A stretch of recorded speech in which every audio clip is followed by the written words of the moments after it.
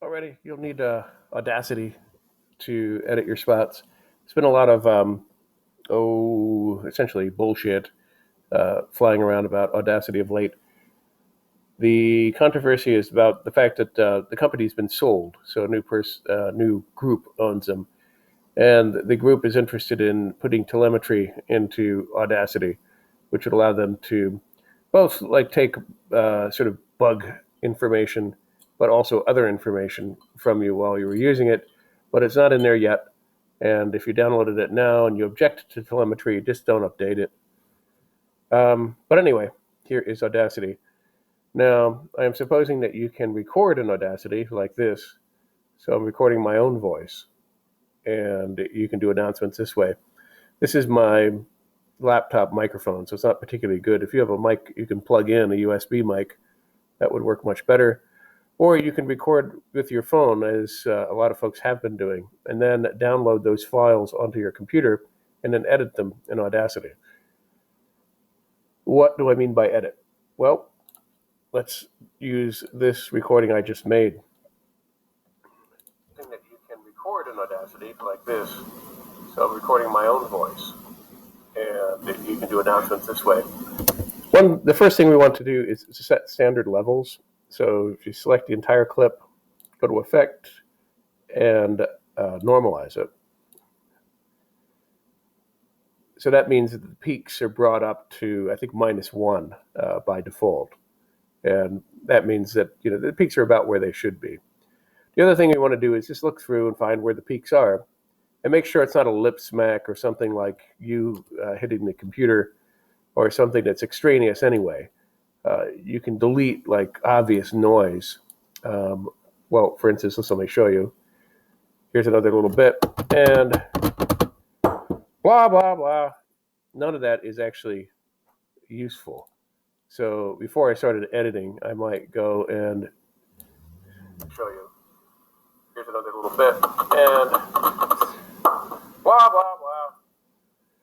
So I might go through and just delete that stuff that obviously is not useful to the announcement, and then renormalize the remaining stuff. Anyhow, but this whole bit actually I'm going to get rid of because it has nothing to do with what we're talking about. Just a demonstration of extraneous noise. Now you'll see that there is actually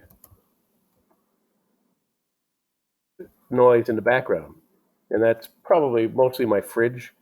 But this sort of noise is ubiquitous. There's always some of this, and some of the stuff we're going to do later. You're going to want to get rid of this noise so that it doesn't get treated and brought to the point where it's actually noticeable to listeners.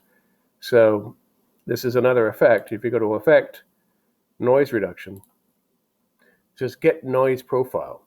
So you select a nice little uneventful portion of noise. There's no spikes in here. There's no, I'm definitely not talking right there. It's just what's in the background. And you hit Get Noise Profile. Then you select the entire clip, run noise reduction, and then say OK. And it runs that noise profile in with inverted so that it actually cancels it out.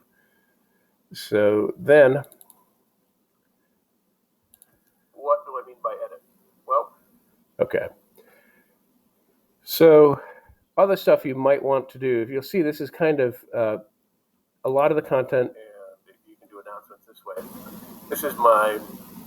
A lot of the content is a lot lower than where the peaks are set right now. So this is really determining where everything is set to.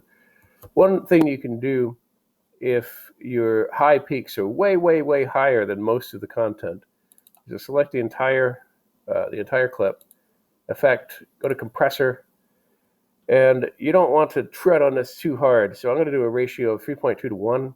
You can do 3 to 1, 2 to 1, something like that. Set a threshold that's fairly high. So I'm going to do -12.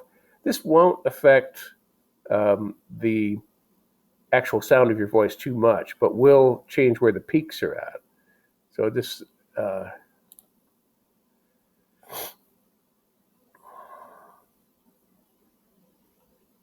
like so. And then it's renormalize.